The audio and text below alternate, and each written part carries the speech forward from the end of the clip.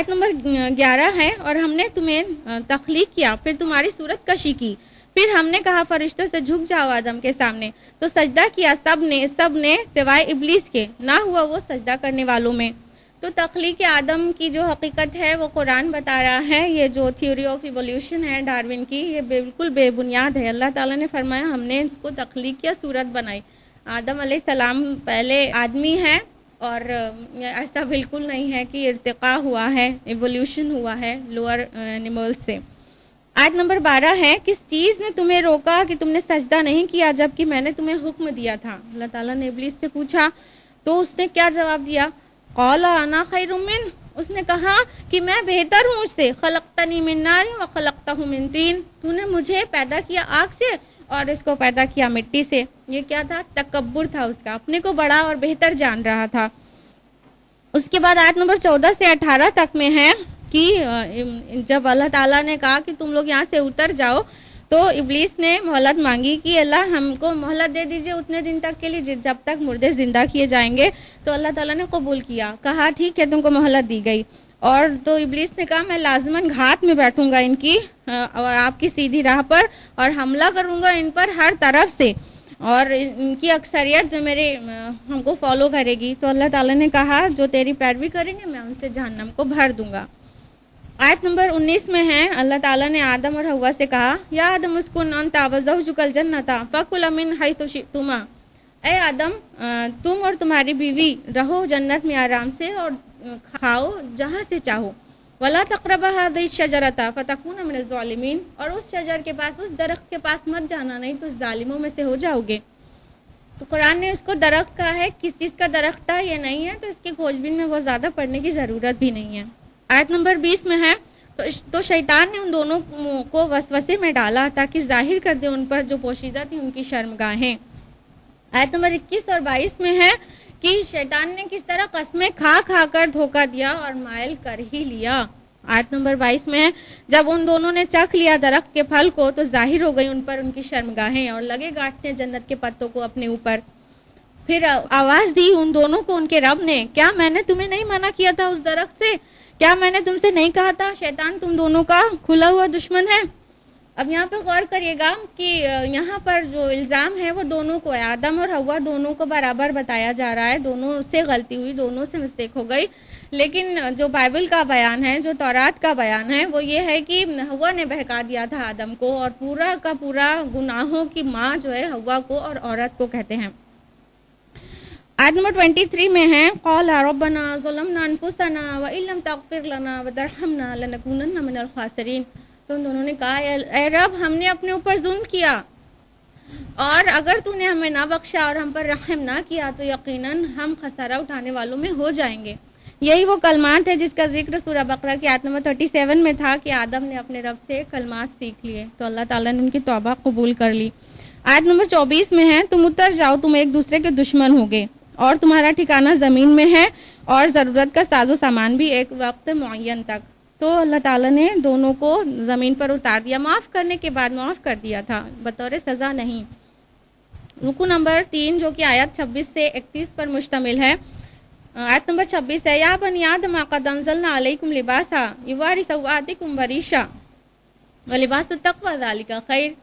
کہ اے بنی آدم ہم نے تم پر لباس نازل کیا تاکہ تمہارے ستروں کو ڈھاکے اور تمہارے لیے موجب زینت ہو، اور جو تقوی کا لباس ہے وہ سب سے بہتر ہے۔ آیت نمبر 27 ہے، اے بنی آدم شیطان تمہیں فتنے میں نہ ڈال دے، کہیں ایسا نہ ہو کہ اس نے جیسے کہ اس نے تمہارے والدین کو جنت سے نکلوا دیا تھا، اس نے اتروا دیا تھا ان کا لباس تاکہ ان پر انگلیاں کر دے ان کی شرمگاہیں۔ یعنی یہاں پہ آرڈر دیا جا رہا ہے بے حیائی سے بچو، شیطان بے حیائی کا حکم دیتا ہے اور اس کی بات مت مانو، کیونکہ آدم اور حوا کو اس نے بہکا دیا تھا تو ان پر ان کی ستروں کو کھول دیا تھا، تو تم اس کی بات مت مانو اور بے حیائی سے بچو۔ ہم نے شیاطین کو ان لوگوں کا دوست بنا دیا ہے جو ایمان نہیں لاتے، مطلب جس طرح گندگی اور مکھی کا ساتھ ہے نا، اسی طرح جو لوگ اللہ کی بات نہیں مانتے ان کا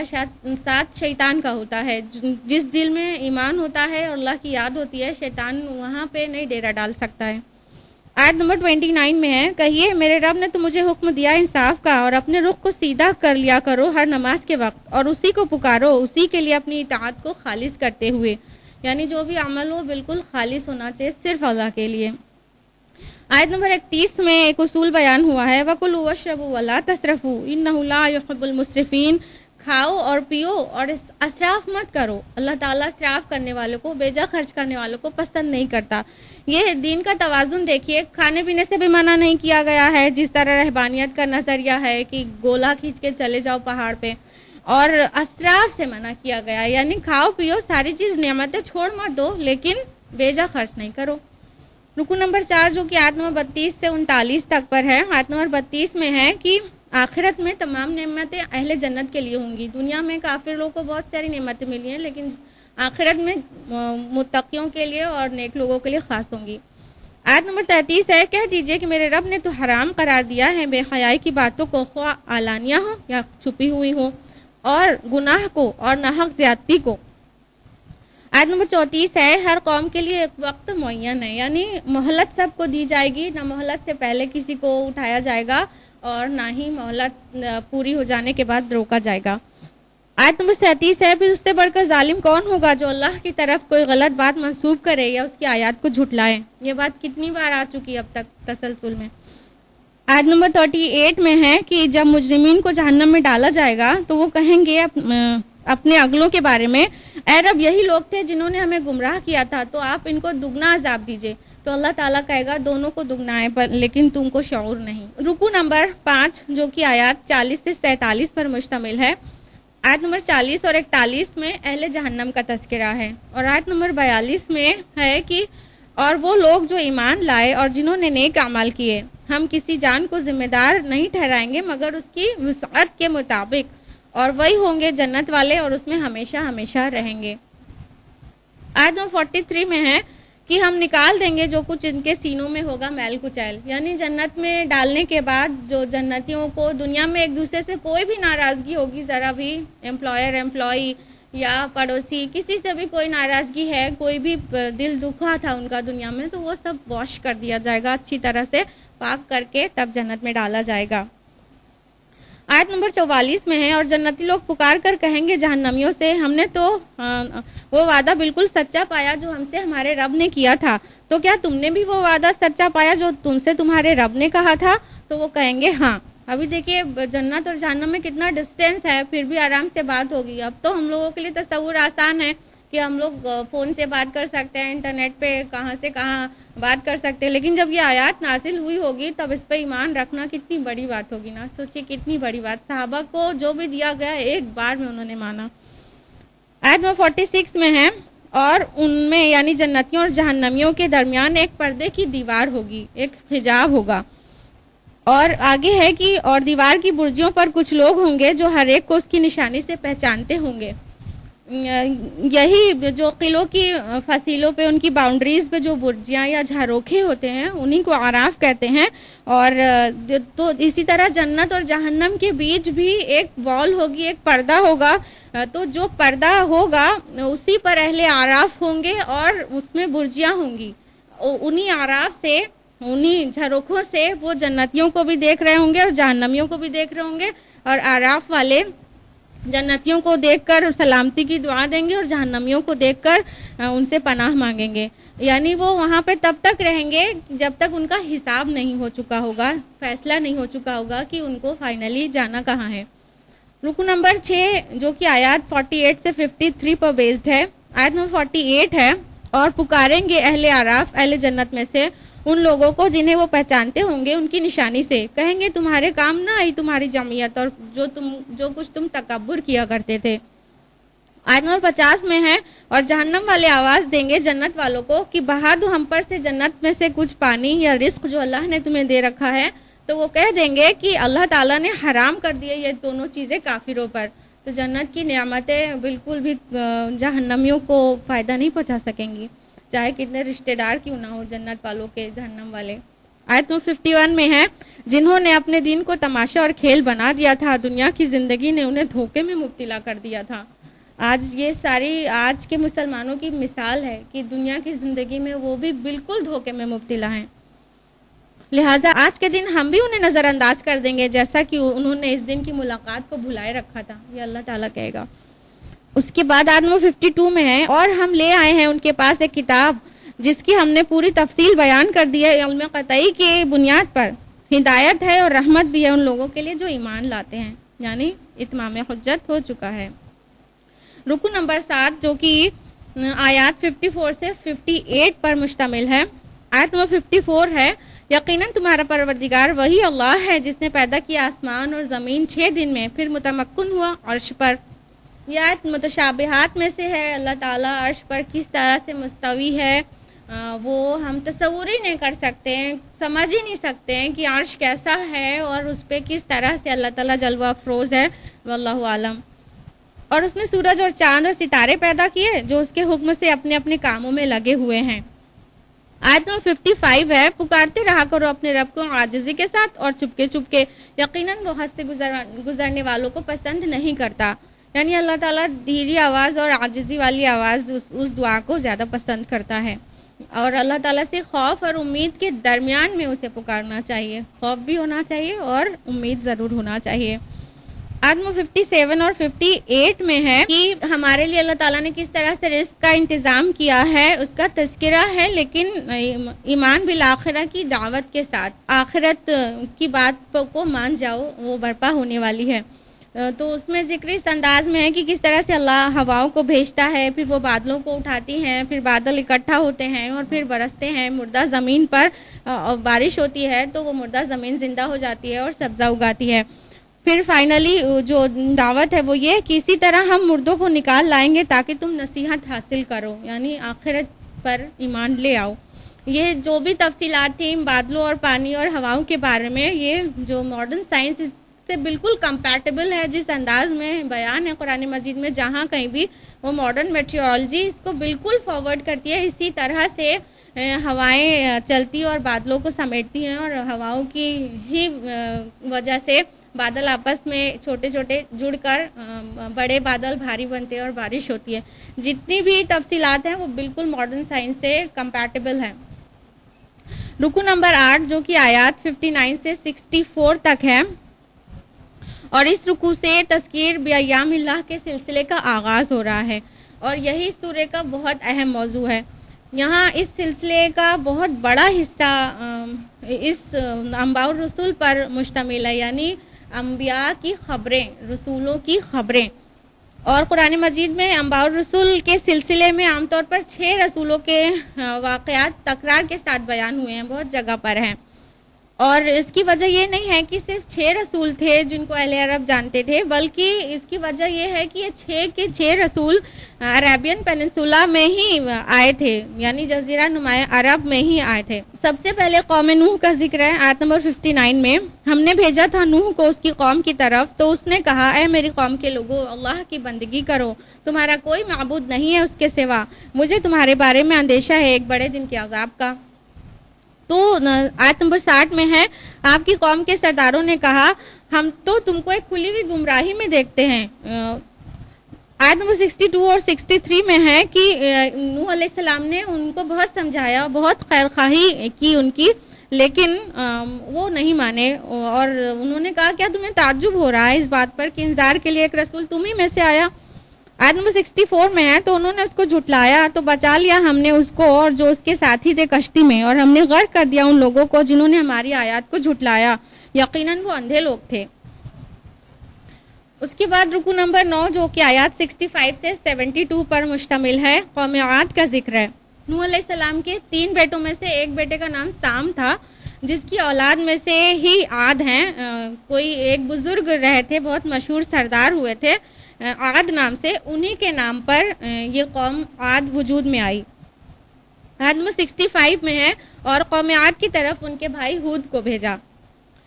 تو انہوں نے کیا کہا، قال یا قوم اعبدوا اللہ ما لکم من الہ غیرہ افلا تتقون۔ تو ہود علیہ السلام نے کہا کہ اے قوم عبادت کرو اللہ کی، اور اس کے علاوہ کوئی الہ نہیں ہے تمہارا، کیا تم ڈرتے نہیں؟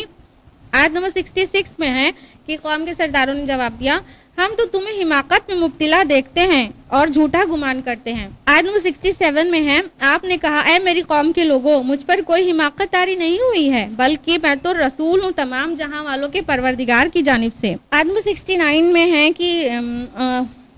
ہود علیہ السلام نے اللہ تعالیٰ کے احسان یاد دلائے کہ اللہ کے ان احسان کو یاد کرو تاکہ تم فلاح پا جاؤ۔ وہ بہت جسیم قد تھے، بہت ہائٹ ان کی اچھی تھی اور دنیاوی لحاظ سے بہت عروج پر تھے، اور شداد کا نام سنا ہوگا، وہ اسی قوم سے تھا جس نے دنیا میں جنت بنائی تھی۔ آیت نمبر 70 میں ہے کہ اور ہم چھوڑ بیٹھے ہیں ان کو جن کو پوچھتے رہے ہمارے آبا و اجداد۔ انہوں نے کیا جواب دیا کہ ہمارے آبا و اجداد جس کی عبادت کر رہے تھے، آپ کے کہنے سے ہم اتنی سی بات پر ہم اپنے آبا و اجداد کا دین چھوڑ دیں، اور تو اور وہ عذاب کے لیے چیلنج کرنے لگے ہود علیہ السلام کو کہ تم جو عذاب سے ہمیں ڈرا رہے ہو وہ لے آؤ۔ آیت نمبر 72 میں ہے، تو ہم نے بچا لیا اس کو اور جو لوگ اس کے ساتھ اپنی رحمت سے،